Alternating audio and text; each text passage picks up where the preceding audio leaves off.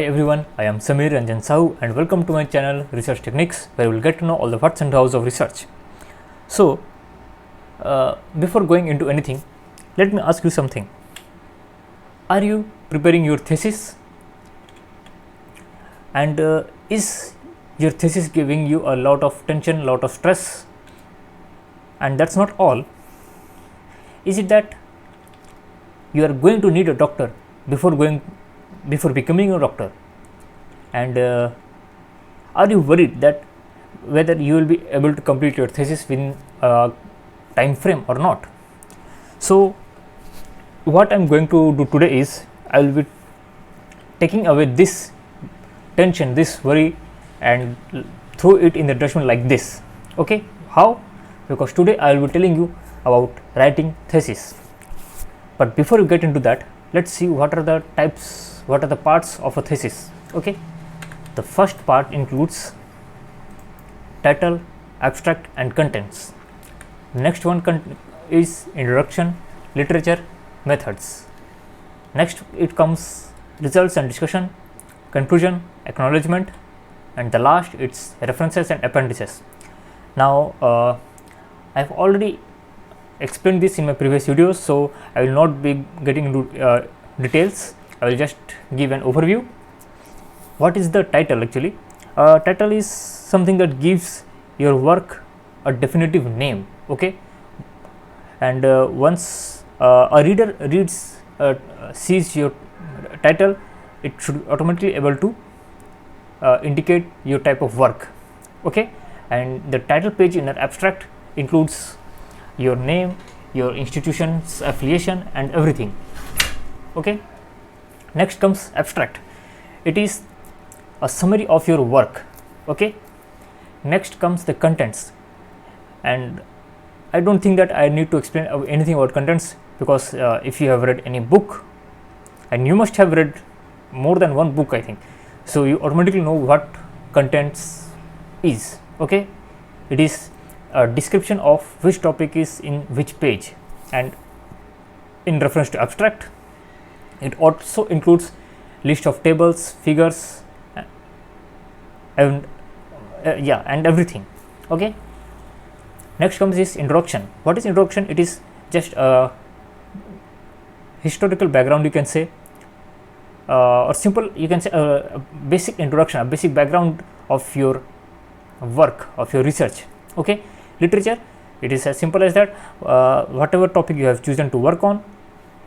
Okay, and in that topic, in that field, who else have conducted some research, that is in the literature part. The methods, how you are going to or how you are going to do your work. Okay, numerical, experimental, and if both, how. Next comes the results. Okay, whatever experiment you have done, you will obtain something. That something is called results, and why you have obtained that particular result will be the discussion part, and what do you understand from those is the conclusion part. Next comes is acknowledgement. It is the part where you give credit to an institution, in organization, or you have to declare something. Okay, any conflict of interest, anything, that will is in the acknowledgement part. Next is references, all those papers that you have cited in any of these sections. And the last is the appendices, where you will be providing, you can say nomenclature, you can say, otherwise you can be providing if you have any mathematical calculations, your any coding, anything will be in the appendices part. So the important thing is which one or two you have to approach first. Okay, so let's dig into that. Okay, what is the thing that you have to attack first, what approach you should have. Okay, so as a researcher, what is the first thing that you do? You search for a topic. Okay, now once you know your topic, what is the next thing you do? You search for papers. Okay, related papers, that is your literature part. Okay, so first thing that one should go for is the literature. Okay, the literature part, and accordingly side by side you can go for the introduction part. Now one thing we must not forget, and that is the references part. When you are writing literature, okay, accordingly you have to prepare your references, okay, so that anyone, any reviewer or any reader can automatically know that which particular citation has is referred to which particular person, okay. So once in my previous videos I have told you that how to write a review paper. Once you have done the literature review, you have written the literature review chapter, okay, it will automatically be useful for a review paper. Or you can take in another way also. If you have written a review paper, okay, it will be helpful, it will become automatically a literature review chapter. So how to write that and everything that I have explained in my previous videos, I will share the link, okay. Now once these three are completed, the rest is a piece of cake, okay. So now you have completed the introduction part, your literature part.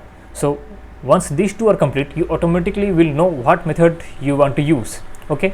Once you have know what methods you have used, you get after conducting your experiment, your or simulation, okay, your work, you will automatically get results. And once you get the results, if you have any doubt, you can refer back to the literature section, where you can know on what basis some results are coming. You can discuss, you can put in the discussion section. Once all of this is complete, it is nothing, just the conclusion part, okay. So it should be started from day one. Once the day one is the day you came to know that what topic you are working on, okay. Once you know what your topic you are working on, you straight away start writing the literature part, okay. Always you must first attack the literature part, then introduction part, okay. And with these two, the references will be side by side, okay. So that is all. That is actually all. Once these two are, you can say, one of the major time consuming elements of your thesis. So if you start this from the day one, within a given time frame, you will easily complete it, okay. So that is all. Now one must remember the common mistakes which we must avoid, that is lack of proofreading, spelling and grammatical errors, and disorganized writing. Now what actually is disorganized writing? See, when you are writing any literature introduction, methods, anything, there should be a continuity between, or there should be some common thing between paragraph 1 and paragraph 2, okay. They should not be completely different. There should be some connection between them, okay. Yeah, there should be some connection. And if your lack of proofreading, okay, that means that there might be some sentences which might have been incomplete while you started writing, and due to which we also face some spelling and grammatical errors, okay. Sometimes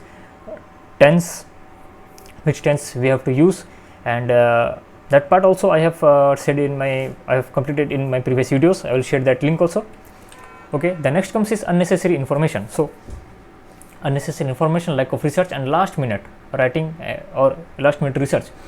So what is unnecessary information? Unnecessary information is that suppose you are working on something, and just to show that you have many references, you are just loading it with different type of papers, different type of citations, okay. That is completely unnecessary. If for your work you have only 100 papers, if you have only 50 papers, it doesn't matter.